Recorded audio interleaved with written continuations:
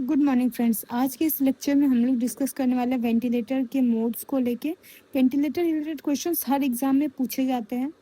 तो आज के इस लेक्चर में हम लोग बेसिकली वेंटिलेटर के प्रिंसिपल्स को समझेंगे, क्या क्या वेंटिलेटर मोड्स है वो जानेंगे, ठीक है। क्लिनिकल किस इन केस में कौन सा मोड यूज़ किया था वो जानेंगे, और नर्सिंग रिस्पॉन्सिबिलिटीज़ क्या है वो भी जानेंगे।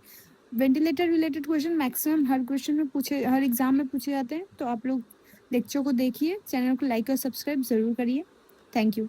तो स्टार्ट करते हैं। बेसिकली मैकेनिकल वेंटिलेशन क्या है? मैकेनिकल वेंटिलेशन है जब हम पेशेंट को स्पॉन्टेनियस ब्रीदिंग में हेल्प करते हैं, या तो उसको रिप्लेस करते हैं, नहीं तो उसको असिस्ट करते हैं, ताकि ऑक्सीजन रिच एयर जो है वो लंग्स में जाए अंडर पॉजिटिव प्रेशर।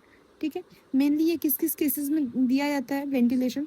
तो एक्यूट रेस्पिरेटरी डिस्ट्रेस हो उसमें देंगे, रेस्पिरेटरी फेलियर में देंगे, सीओपीडी पेशेंट में देंगे, एस्मा के पेशेंट में देंगे, निमोनिया में देंगे, पाल्मोनरी एडिमा है उस केस में दिया जा सकता है, या फिर हेड इंजरी है जिसमें जीसीएस स्कोर बहुत कम है, कोई ड्रग ओवरडोज हुआ हो जिसके कारण रेस्पिरेटरी डिप्रेस हुआ हो, न्यूरोमस्कुलर डिसऑर्डर अगर रहा हो उसमें दे सकते हैं, या फिर मेजर सर्जरी जो कि अंडर जनरल एनेस्थीसिया हो रहा है, तो इस केस में हम लोग मैकेनिकल वेंटिलेशन देते हैं।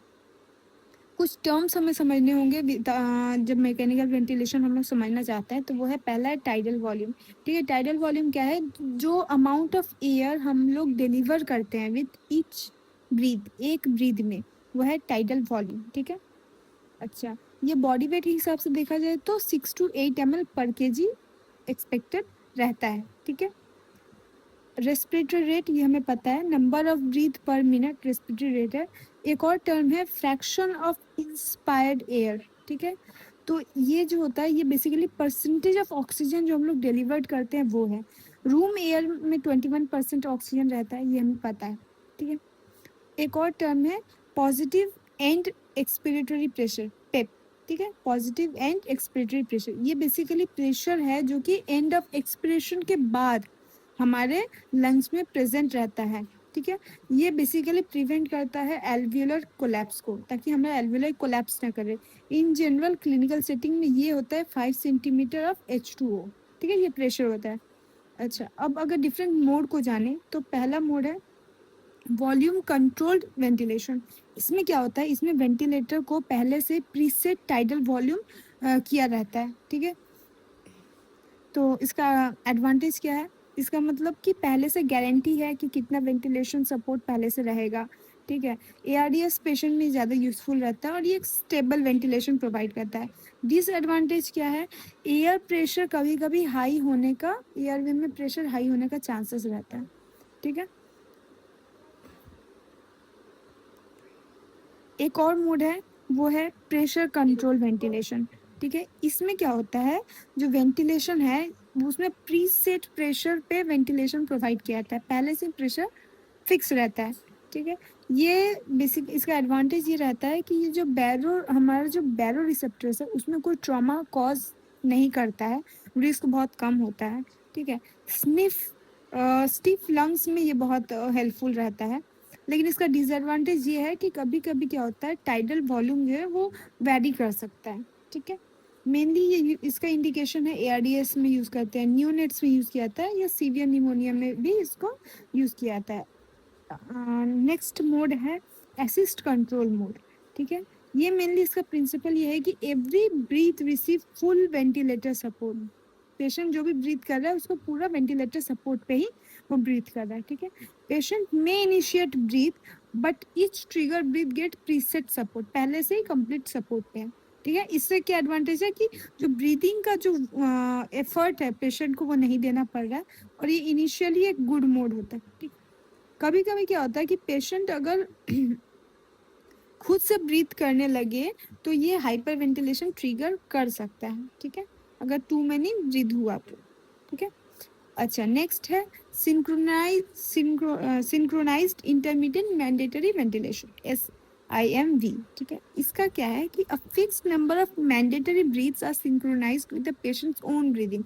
पेशेंट का ब्रीदिंग है, उसके साथ कुछ fix number of patient condition के अकॉर्डिंग कुछ ब्रीथ जो है वो पहले से सिंक्रोनाइज किया रहता है। ठीक है। एडवांटेज क्या है, ये हेल्प करता है preserve the respiratory muscle activity को मेंटेन कर रहने में हेल्प करता है, and often use during weaning, weaning के टाइम में बहुत यूज किया जाता है। डिसएडवांटेज क्या है इसका, ये increase the work of daily breathing if support is इनएडिक्वेट, अगर किसी कारण से सपोर्ट इनएडिक्वेट रह गया तो ब्रीदिंग जो है वो ज़्यादा एफर्टफुल हो जाएगा। ठीक है, एक और मोड है प्रेशर सपोर्ट वेंटिलेशन। ठीक है, तो ये पहले जैसे ही है, pressure initiates every breath, pressure patient जो है वो अपना ब्रीथ इनिशिएट करता है और इसमें प्रीसेट प्रेशर का पहले से असिस्टेंस रहता है। ठीक है, continuous positive airway pressure CPAP.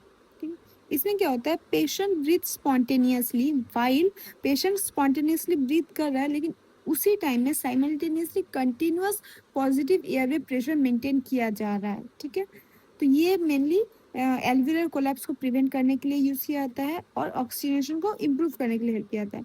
ये स्लीप एपनिया के केस में यूज़ किया जाता है, माइल्ड रेस्पिरेटरी फेलियर में यूज़ किया जाता है, वीनिंग फ्रॉम वेंटिलेटर में ये मोड किया जाता है। ठीक है, बाईपैप, बाईपैप क्या है, बाईपैप जो है बाई मतलब दो। ठीक है, by level positive air pressure, इसमें जो है वो इंस्पिरेटरी एयर प्रेशर भी रहता है, पॉजिटिव एयर प्रेशर भी रहता है, एक्सपिरेटरी पॉजिटिव एयर प्रेशर भी रहता है।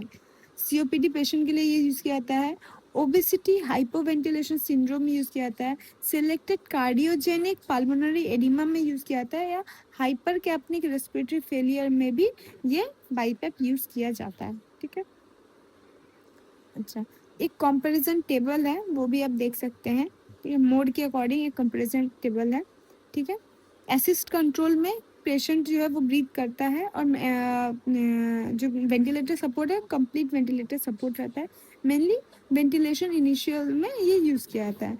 ठीक है, फिर सिम में जो होता है, सिम SAMV में, तो इसमें होता है पेशेंट भी ब्रीथ करता है, इसमें पार्शियल सपोर्ट दिया जाता है और ये मेनली वीनिंग में हेल्प करता है। ठीक है, अच्छा, प्रेशर सपोर्ट वेंटिलेशन में भी पेशेंट ब्रीथ करता है और पेशेंट को यहाँ पे प्रेशर का सपोर्ट दिया जाता है और ये भी वीनिंग में हेल्पफुल रहता है।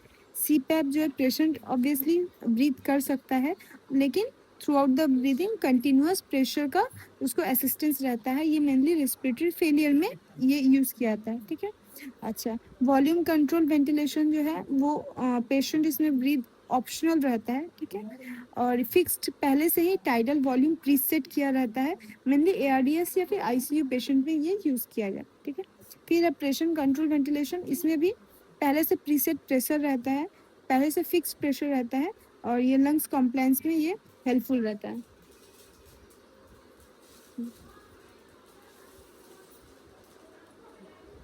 नर्सिंग रिस्पॉन्सिबिलिटीज़ क्या रहता है कि बिफोर वेंटिलेशन नर्सिंग रिस्पॉन्सिबिलिटीज़ रहता है एसेस द एयरवे एसेस करना, पूरे प्रोसीजर को एक्सप्लेन करना if possible, check ventilator setting को चेक करते रहना और वेरीफाई एंडोट्रैकियल ट्यूब इंट्यूबेशन को वेरीफाई करना, ताकि एंडोट्रैकियल ट्यूब का पोजीशन को वेरीफाई करना।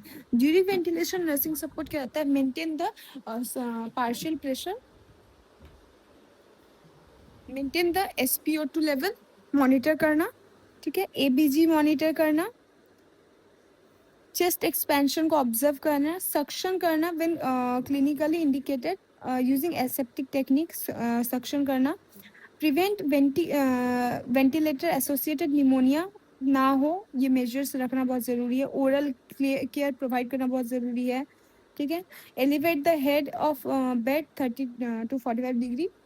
ठीक है, मॉनिटर अलार्म और इंश्योर एडिक्वेट ह्यूमिडिफिकेशन। ठीक है, कॉम्प्लिकेशंस क्या होते हैं वेंटिलेटर के, ventilator associated pneumonia, barotrauma, pneumothorax, hypotension and oxygen toxicity.